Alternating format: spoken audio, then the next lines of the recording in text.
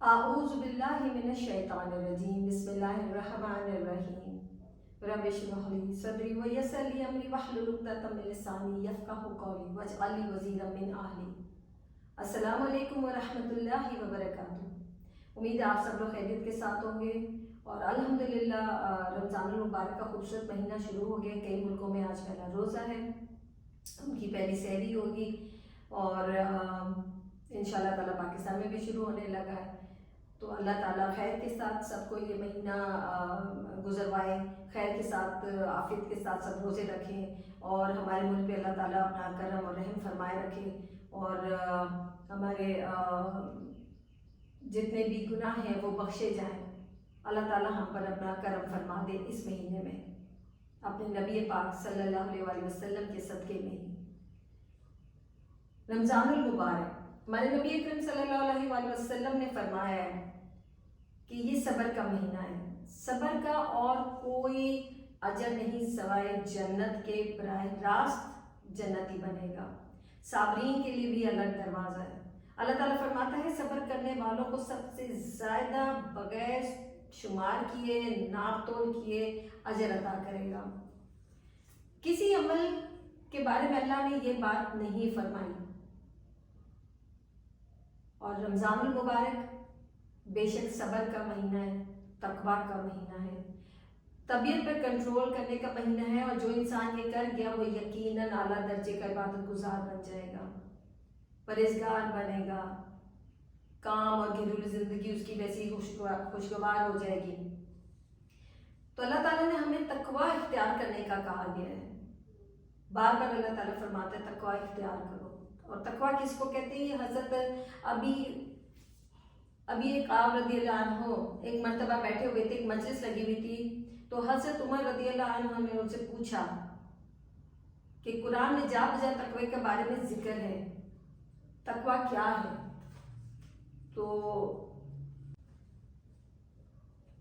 حضرت عمر رضی اللہ عنہ نے فرمایا کہ جا بجا ہر جگہ تقوی کا ذکر ہے، چاہے وہ حج ہو، قربانی ہو، کوئی اور معاملات ہوں، تقوی اختیار کرنے کا ذکر ہے۔ تو انہوں نے فرمایا امیر المومنین، آپ کا گزر کبھی کسی تنگ گھاٹی سے ہوا، کسی ایسی جگہ سے ہوا جہاں پہ جا بجا جھاڑیاں تھیں، تو آپ نے وہاں کیا کیا؟ تو امیر المومنین نے کہا ہاں بالکل میرا گزر ہوا تھا، اور میں کبھی ایسے جاتا ہوں تو اپنے کپڑوں کو سمیٹ لیتا ہوں اور سنبھل کر جاتا ہوں۔ تو فرمایا یہی تقویٰ ہے، یہی تقویٰ کی تعریف ہے۔ وہاں کپڑوں کا معاملہ تھا، یہاں پہ ایمان کی چادر کا معاملہ ہے۔ وہاں کپڑوں کا معاملہ تھا اور یہاں ایمان کا معاملہ ہے۔ یہاں دائیں بائیں گناہوں کی دعوت ہے، نظروں کے تیر ہیں، زہریلے اثرات ہیں، دل کو متاثر کرنے والے، روحانیت کو تباہ کرنے والے کئی مناظر ہیں۔ اب اپنی آنکھوں کو، اپنے کانوں کو، اپنے دل کو، دماغ کو، اپنے ایمان کو بچا بچا کر اس زندگی کی گھاٹی کو عبور کرنا، یہی تقویٰ ہے۔ سادہ لفظوں میں گناہوں سے بچ جانا ہی تقویٰ ہے۔ آنکھ، کان، زبان، ہاتھ، پیر، دل و دماغ کو گناہ سے بچا لیں، روحانی اور جسمانی ہر قسم کے گناہوں سے۔ لعلکم تتقون میں جو تقوی کا ذکر ہے وہ یہی تقویٰ ہے، اور یہ مہینہ اس تقویٰ کے حصول کی تیاری کا ہے۔ مولانا سید ابو الحسن علیہ السلام، یہ بھی ایک مفکر اسلام ہے، مفکر اسلام ہے۔ تقویٰ کا یہ بھی عجیب پہلو ایک دفعہ بتایا انہوں نے کہ جب گھر میں کوئی مہمان آتا ہے تو ہم اپنے چھوٹے بچے کو ایک آداب سکھاتے ہیں۔ ظاہر بات ہے، ناسمجھ بچہ ہوتا ہے، اس کو بتاتے ہیں بیٹا جب کوئی مہمان ہے تو سامنے کیسے بیٹھنا ہے، سلام کرنا ہے، تمیز کے دائرے میں رہنا ہے، شور و غل نہیں کرنا، بھاگ دوڑ نہیں کرنا، بدتمیزی نہیں کرنا، اونچی آواز سے بات نہیں کرنا، ماں باپ کو کچھ ایسا برا نہیں کہنا، کھانا پڑا ہو تو لپکنا نہیں ہے، صبر کرنا ہے، آرام سے بیٹھنا ہے، اس لیے کہ جب وہ جائے گا تو وہ یہ بولے گا یہ بچہ بہت اچھا ہے، اس کی تعریف کری جائے گی۔ بالکل ایسے ہی جیسے جب ہم رمضان کا مہینہ آتا ہے تو ہمیں بھی یہ سب چیزوں کو چھوڑنا پڑتا ہے، اور مومن کی زندگی تو ویسے بھی ایک خاص شرم و حیا کے ساتھ گزرے۔ یاد رہے کہ اللہ ناراض نہ ہو اور اللہ خفا نہ ہو، تو ہمیں یہ رمضان ان چیزوں کو سیکھنے کے لیے سب سے بہتر اور سب سے اعلیٰ درجے کا مہینہ اللہ تعالیٰ نے عطا کیا ہے۔ روزے میں کام کتنے زیادہ ہوتے ہیں، اس کی کچھ حیا بھی نہیں کرتے ہم لوگ، ہر قسم کے کام ہوتے ہیں مگر کچھ شرم و حیا ہوتی ہے تو ہم اس حیا کے اندر وہ کام نہیں کرتے۔ جیسے بند کمرے میں اکیلے بھی بیٹھے ہیں، پیاس لگ رہی ہوتی ہے، پانی نہیں پیتے، تو یہ کیا ہے؟ یقیناً تقویٰ ہے۔ اب تقویٰ کی کیا لاجک ہے؟ بڑی چھوٹی سی بڑی پیاری سی لاجک ہے کہ کوئی بھی آدمی سارا دن کھاتا پیتا ہے اور پھر افطاری کے وقت آ کے آپ کے ساتھ بیٹھ جاتا ہے، آپ کو پتہ بھی نہیں ہوتا اس نے روزہ رکھا ہے کہ نہیں رکھا ہے، آپ پوچھیں گے تو نہیں اس سے، اور اگر آپ پوچھ بھی لیتے ہیں بالفرض کہ آپ کا روزہ ہے، جو کہ ایک بڑا اسٹوپڈ کویسچن ہوتا ہے، رمضان کے مہینوں میں لوگ عموماً یہ کویسچن کرتے ہیں آپ کا روزہ ہے، بھئی یہ کوئی سوال ہے کرنے والا؟ اگر کوئی مسلمان ہے تو یقیناً روزہ رکھا ہوگا، اور اگر وہ بیمار ہے نہیں رکھا، اس نے کوئی مجبوری ہے، عورتوں کو مجبوری آ جاتی ہے، کسی کوئی آدمی کو مجبور ہوتا ہے، بیمار ہوتا ہے، تو وہ شرمندگی کے مارے جھوٹ ہی بولے گا ہاں جی روزہ ہے۔ تو میرا خیال ہے یہ کویسچن میری اس ویڈیو کے بعد لوگوں کو سمجھ آ جانی چاہیے کہ کسی سے بھی یہ نہیں پوچھنا چاہیے کہ آپ کا روزہ ہے، یہ بڑا عجیب سا کویسچن ہے۔ یہ نہ کریں کہ اگلا شرمندہ اور اگلے کو جھوٹ بولنا پڑے، تو کسی کو جھوٹ بولنے سے بچانے کے لیے اگر یہ کویسچن نہ کریں۔ خیر کوئی انسان آپ کے پاس آ کے بیٹھ جائے، اس نے سارا دن کھایا پیا اور آپ کے پاس بیٹھ جائے اور آپ کو پتہ بھی نہ لگے کہ اس کا روزہ ہے یا نہیں، یہ چیز ہے اس کی لاجک کہ یہ اللہ تعالیٰ فرماتا ہے کہ روزہ صرف میرے لیے ہے، تو یہاں پتہ لگتا ہے کہ اس کا روزے کا جو مین کنیکشن ہے وہ اللہ کے ساتھ ہے، اور اللہ ہی جانتا ہے اور وہ بندہ ہی جانتا ہے کہ اس نے روزہ رکھا ہے کہ نہیں رکھا ہے، یہ ان دونوں کا معاملہ ہے، اور اللہ تعالیٰ بے شک ان دونوں کے معاملات کو آپس کے اندر ہی رکھے گا۔ پھر جب وہ وہاں پہ حساب کتاب ہوگا وہ اللہ جانے اور اس کا بندہ جانے، کیونکہ آپ دیکھیں نا کہ کوئی انسان نماز پڑھتا ہے پتہ لگ جاتا ہے، حج کرتا ہے پتہ لگ جاتا ہے، عمرہ ادا کر کے آتا ہے پتہ لگ جاتا ہے، بڑی رسومات ہیں، جہاد کرتا ہے پتہ لگ جاتا ہے، کوئی اپنا باہر دیار غیر میں ہوتا ہے پر اپنے بچوں کو لے کے وہاں سے نکل جاتا ہے کہ مجھے نہیں اس ملک میں رہنا، یا میرے بچوں کی اچھی تربیت نہیں ہو سکے گی، ہم دین کی تعلیم نہیں دے سکیں گے، ہمارے بچے دینی راستے پہ نہیں چلیں گے۔ یہ کتنا بڑا جہاد ہے، وہ بھی آج کے زمانے میں کہ آپ اپنا سب کچھ سمیٹ کے ایک ایسی جگہ پہ چلے جائیں جہاں آپ کو یقین ہے مکمل ہے کہ آپ کا بچہ نماز پڑھ لے گا، تھوڑا دین کے قریب آ جائے گا، تھوڑی برائیوں سے شاید ہٹ جائے، تو یہ جہاد ہے جو آج کل کرنا بڑا مشکل ہے، لیکن ابھی بھی کرتے۔ میرے ایک دو جاننے والے ہیں جو اپنا سب کچھ چھوڑ کے اور سعودیہ جا کے انہوں نے وہاں پہ اپنی نوکری کا کر لیا، تو بڑی بات ہے یہ چیز۔ تو سخاوت کا، صدقے کا، زکوٰۃ کا، خیرات کا، ہر چیز کا پتہ لگتا ہے، لیکن روزے کا نہیں پتہ لگتا کہ اس نے رکھا ہوا ہے کہ نہیں، کیونکہ وہ راز صرف اللہ اور اس بندے کے درمیان ہے۔ تو پیاس لگی پانی نہ پیا، بھوک لگی کھانا نہ کھایا، بار بار کسی بات پہ رکنا، غصہ روکنا، غلط گفتگو سے اپنے آپ کو روکنا، گالی دینے سے روکنا، یہ بار بار کا رکنا ہی تقویٰ ہے، اور اللہ سے مقصود حاصل کروانا چاہتے ہیں اگر ہم، تو ہمیں یہ کرنا ہے، کیونکہ یہ دنیا ہم مومنوں کے لیے، ہم مسلمانوں کے لیے قید خانہ ہے۔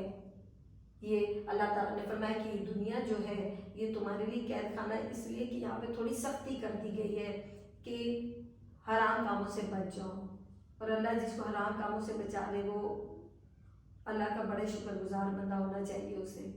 اللہ تعالیٰ ہمیں بھی ایسے کرنے کی توفیق عطا فرمائے، آمین۔ اب رمضان میں آپ دیکھیں نا کتنی بھرپور ٹریننگ ہوتی ہے، پورا مہینہ قدرتی طور پہ لوگ جو ہیں وہ ان چیزوں سے دوری اختیار کرتے ہیں، قدرتی طور پہ اپنے آپ کو نماز سے قریب کر لیتے ہیں، قرآن پاک کے نزدیک کر لیتے ہیں، مسجدوں میں جاتے ہیں اور بڑا صبر کرتے ہیں، خاص کر دو چیزوں پہ، کھانے اور پینے میں تو بہت ہی صبر ہوتا ہے، باقی تو اونچ نیچ ہو جاتی ہے لیکن کھانا پینے پہ صبر ہوتا ہے، نماز باقاعدگی کے ساتھ ہو جاتی ہے، کوئی چھوٹ جائے تو اس کی قضا پڑھ لیتے ہیں، تراویحاں پڑھتے ہیں، صلاۃ اللیل پڑھتے ہیں، تہجد پڑھ لیتے ہیں، سب سے بڑی بات تہجد پڑھ لیتے ہیں، تو دیکھیں یہ ایک پوری مکمل ٹریننگ ہو گئی رمضان کے مہینے میں۔ اب آگے آتا ہے شوال کا مہینہ، اور شوال کے مہینے میں جب ہم اپنے کام دھندوں پہ نکلیں تو پھر ہمیں یہ یاد رکھنا چاہیے کہ ہم کس مہینے سے نکل کر آ رہے ہیں. جب ہم تجارت کے لیے نکلیں، آپ لوگ تجارت کے لیے نکلیں تو اس کو اسی طریقے سے رکھیں جو ہم سیکھ کر آئے ہیں. جیسے پانی پینے سے اپنے آپ کو روکا، تو تجارت میں غلط کام کرنے سے اپنے آپ کو ایسے روکنا ہے. سود خوری سے بچنا ہے، جیسے ہم نے رمضان میں کھانا کھانے سے اپنے آپ کو روکا، ایسے ہی سود سے روک لیں. اب سود کا آپ جانتے ہیں کتنا بڑا گناہ ہے. اب عام زندگی میں یہی حرام اور گالی گلوچ سے ہمیں بچنا چاہیے. شوال کے مہینے سے ہی شروع کر دینا چاہیے. کیوں؟